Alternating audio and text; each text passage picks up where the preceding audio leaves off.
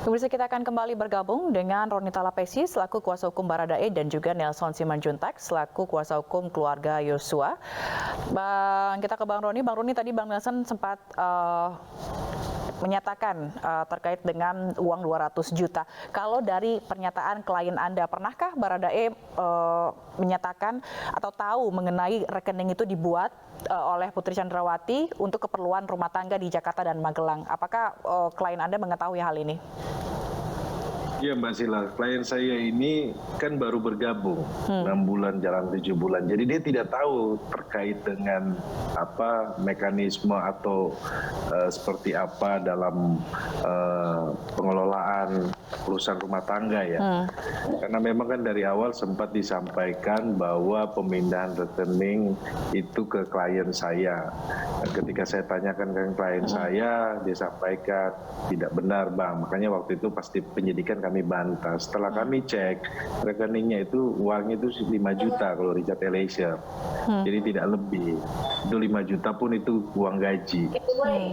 Jadi terkait dengan rekening ini kita di penyidikan kita sudah bantah. Kemudian dalam persidangan ini kan terungkap bahwa terjelas bahwa posisi dari Baradae ini hanya sebagai alat ya, hanya diperintah. Ini kan terbukti ya bahwa dia tidak masuk dalam proses perencanaannya.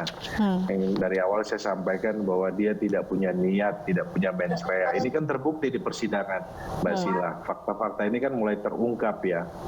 Nah, menurut kami bahwa persidangan ini kan nanti ini sudah setengah jalan ya Mbak Sila, tinggal nanti kita tunggu sampai proses nanti pemeriksaan saksi penuh tuntas.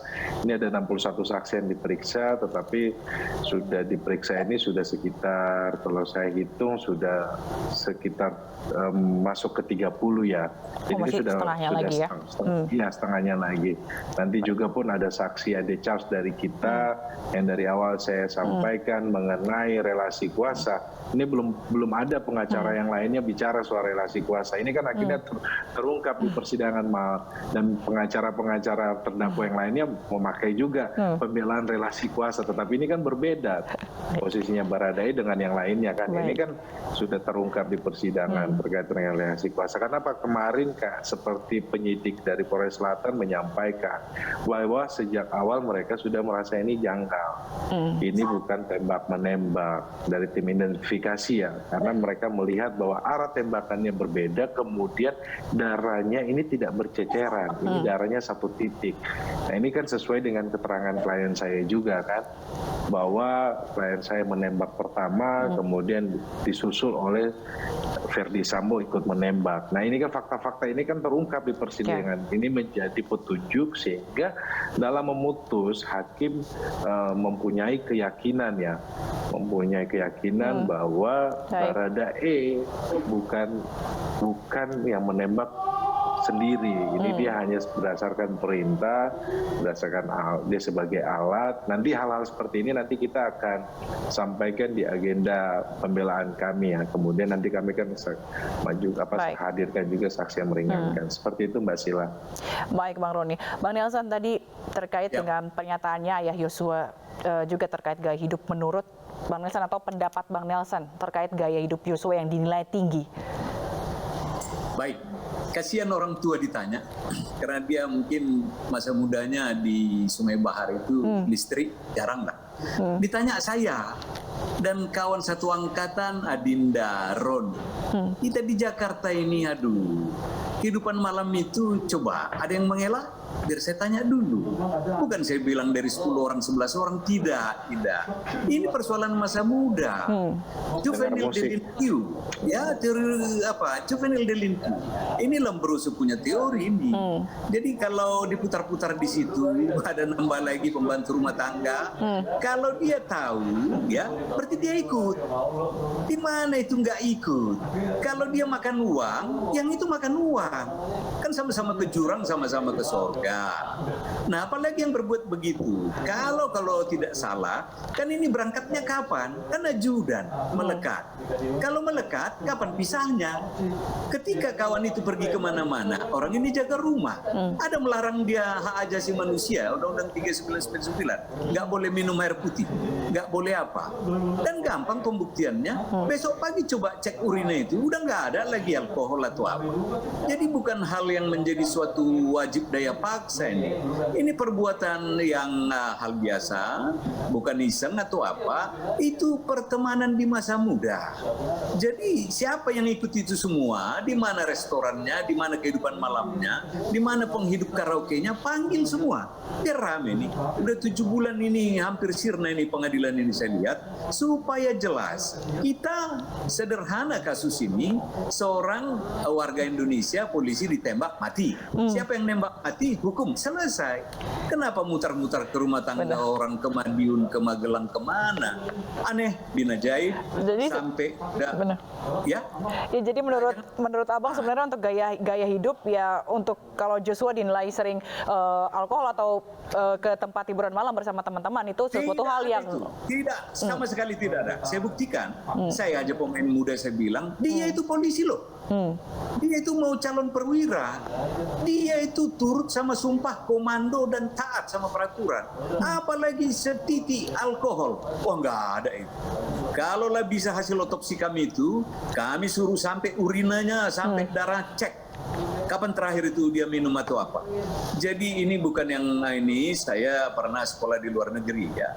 Itu hal yang biasa, minum karena dingin. Nah ini, karena nggak ada jaga rumah, masa nggak ada juga di rumah itu entah air putih. Apa nggak bisa minum dia? Konotasi daripada minum hura-hura ini dicatat. Sama dengan seorang ART itu ya, memberikan keterangan nggak benar, ya sudahlah diselesaikan aja lah, pasal berapa itu hafal sekali Pak Ron itu kawan. 72 Pak. Kalau memberikan keterangan tidak benar, sikat semua. Panjang sekali ini dunia komodatif. Ini bukan dunia hukum begini namanya, dunia bertele-tele. Demikian sekilas. Baik, Bang Hasan.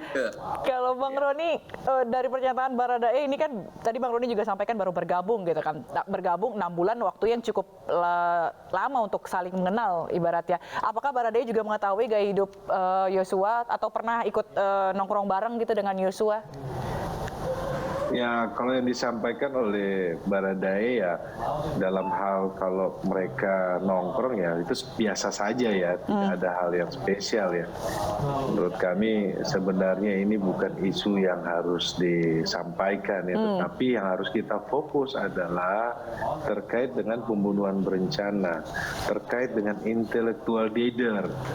Siapa yang memerintah untuk dilakukan pembunuhan, itu yang terpenting. Kita fokus saja kepada dakwaan. Di dakwaan ini kan 378 dan 340. Nah, kita fokus aja. Maksudnya jangan bergeser kemana-mana. Ini kan juga dari kami punya kepentingan terkait dengan posisi klien saya yang dari awal saya sampaikan bahwa dia berdasarkan perintah. Perintah ini berbeda dengan yang lainnya. Kalau yang lainnya punya jeda waktu yang lama, tetapi ini waktunya nanti kita buktikan di persidangan ya, pendek. Terkait dengan hal-hal yang seperti itu, menurut kami bahwa sebenarnya fokus saja kepada dakwaan sehingga proses persidangan ini bisa berjalan sesuai dengan asas peradilan cepat, biaya murah, kemudian sederhana. Nah ini ya fokus kami kan sebenarnya seperti itu. Tetapi dalam proses ini kan saksi-saksi yang sudah dihadirkan dari pihak kepolisian sudah menyampaikan fakta-faktanya.